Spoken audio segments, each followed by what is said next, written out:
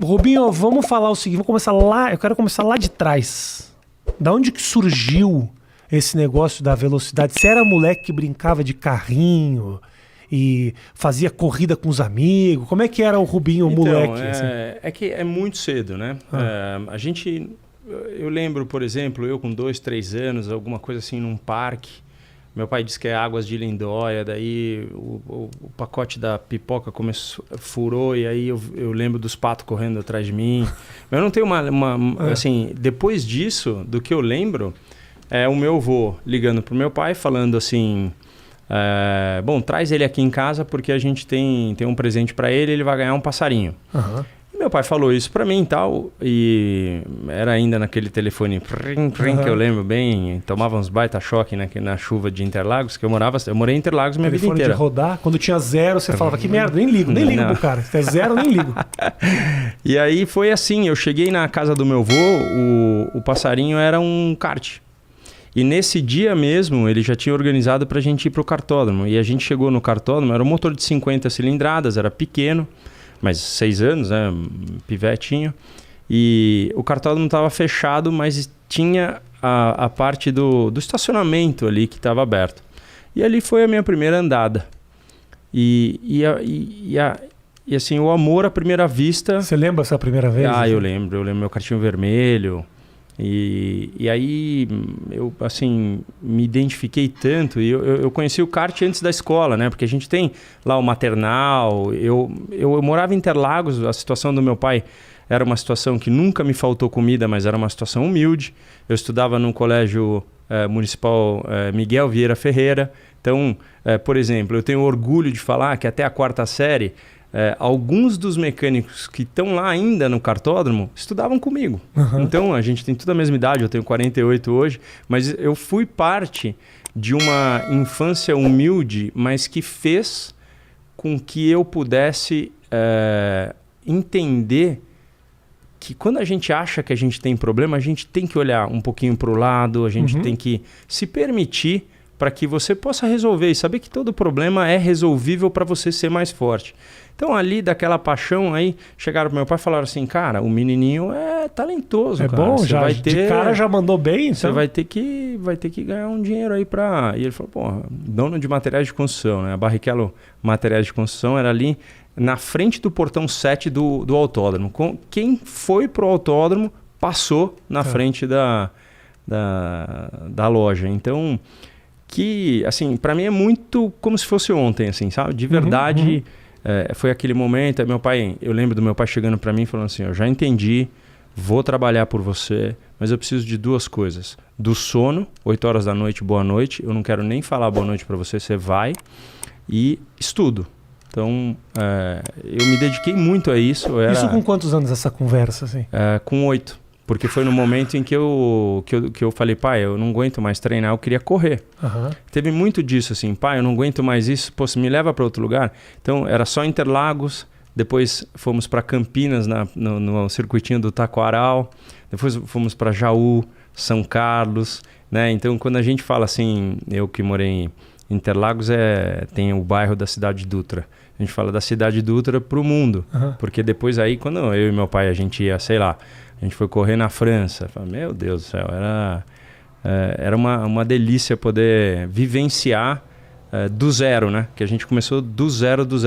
O meu tio, por parte da minha mãe, meu tio Dárcio, irmão da minha mãe, foi piloto. Infelizmente, nós perdemos meu avô muito cedo e ele teve que abandonar a carreira porque o meu avô era dono de material de construção também, a Magozan, e foi daí que meu pai conheceu minha mãe. Então, a história se dá assim, ali em Interlagos, e aí meu tio, o Dárcio, ele era muito, muito bom, mas ele teve que parar de correr. Hoje tem equipe de Fórmula 3, já levei meu filho Dudu para andar no carro dele de Fórmula 3, ou seja, a vida, ela vai... gira em torno. Né? Exatamente. Agora, dessa galera que corria com você lá atrás, alguém virou?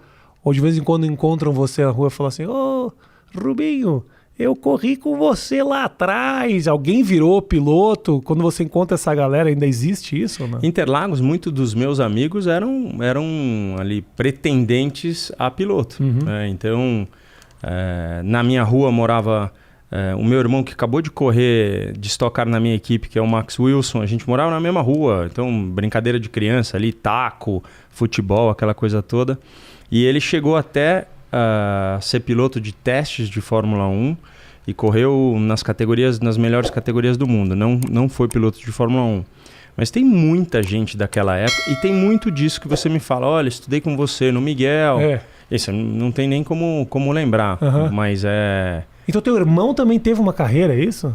Não, eu digo irmão não de sangue, mas então teve muitos amigos que tentaram, que foram, o Tony Kanaan, por exemplo, perdeu o pai quando tinha 10 anos e meu pai cuidou da carreira dele, ele chegou à Fórmula Indy. Então eu tenho muitos amigos que foram subindo. Por que é louco isso, né? Porque geralmente esses registros dos caras que viraram pilotos, não é gente que começou a correr com 21 anos. Isso deve ser pouquíssimos casos. Todas as histórias de pilotos, elas vêm de muito cedo. É uma escolha que precisa ser feita lá atrás mesmo, assim? Então, por exemplo, o Bruno Senna é um cara que começou mais tarde, porque a mãe não queria. Então, ele com 18 anos, se eu não me engano, é que ele começou a se desenvolver, mostrou talento. E aí teve assim, o que a gente chama de carreira meteórica, que é meio rápido até chegar à Fórmula 1. Mas o menininho que começa cedo, né?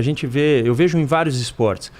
Eu com 4 anos jogava golfe, depois com 10 eu não quis mais, tal, mas aí você pega ele hoje com 30 anos, ele tem um swing muito melhor que o meu, que nunca joguei na infância. Então, o cara que começa lá cedo, ele passa pelos problemas mais cedo e também, por exemplo, é mais fácil eu estar em Interlagos, que tem a nuvenzinha lá em cima, que chove, você está de pneu slick, que você não tem tempo de parar para mudar o pneu, do que acontecer isso numa Fórmula 3, quando você já está tendo que mostrar talento para os caras de Fórmula 1 que estão vendo. Você já passou por tudo isso quando chega lá. Por que a gente gosta tanto de correr de carro, Rubinho? Uma pergunta bem básica. O que tem nesse negócio que faz com que as pessoas não só gostem de fazer, como gostem de assistir o outro correndo? O que é isso? Eu acho que é porque o Brasil sempre foi muito bom.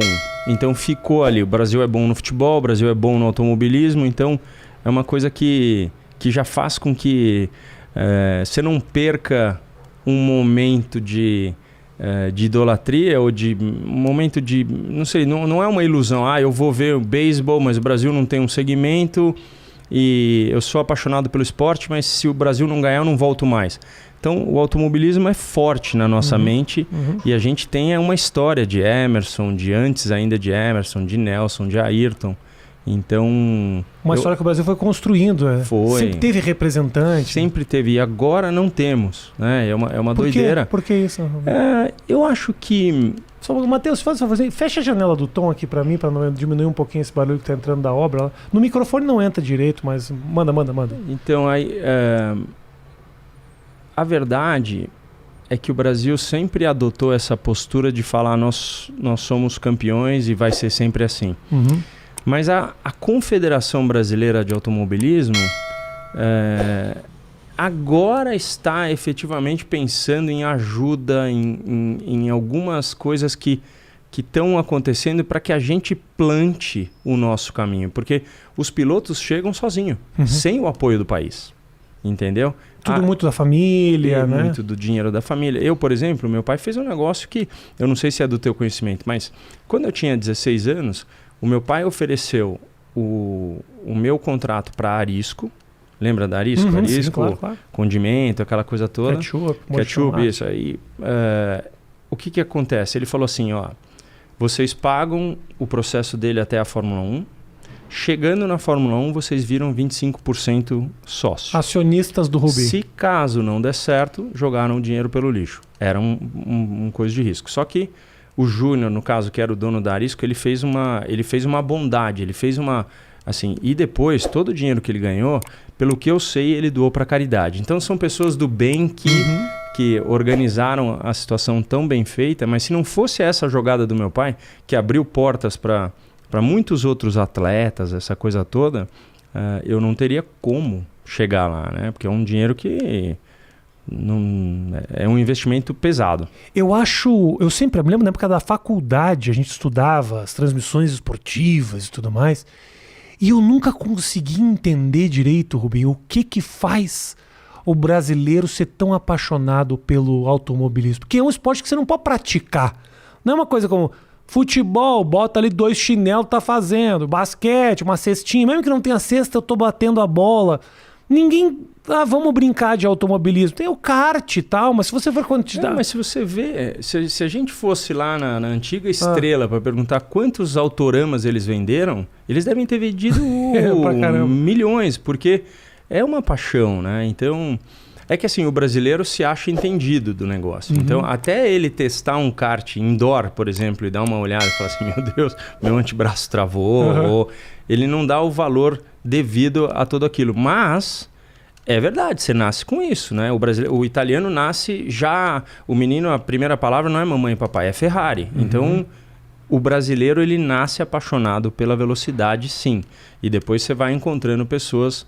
pelo caminho. Eu tenho meu canal no YouTube, o Acelerados, e eu vejo as pessoas me comentando, falando, Rubinho, aquele teste que você faz... Tal. Então o cara é um apaixonado. Tá. Né? Outro dia eu cheguei num prédio, o zelador falou para mim, pô, comprei um Celtinha que você falou, tal, ele realmente gasta menos. Então, sabe, o meu intuito é isso com o Acelerados, é poder proporcionar uma coisa que estava nas revistas de 0 a 100, de 100 a 0, mas proporcionar alguma coisa que o cara vai lá... Se identificar. E se identifica com a velocidade. Celtinha, né? Dá pra confiar mesmo? Dá mesmo. Dá. Meu i30, será que o Matheus tira sarro do meu i30, que é uma puta bosta, meu carro. Bate assim, uma vez bateu, já massa inteira, massa na metade. De papelão a porra do meu carro. É um negócio impressionante. Cara, e aí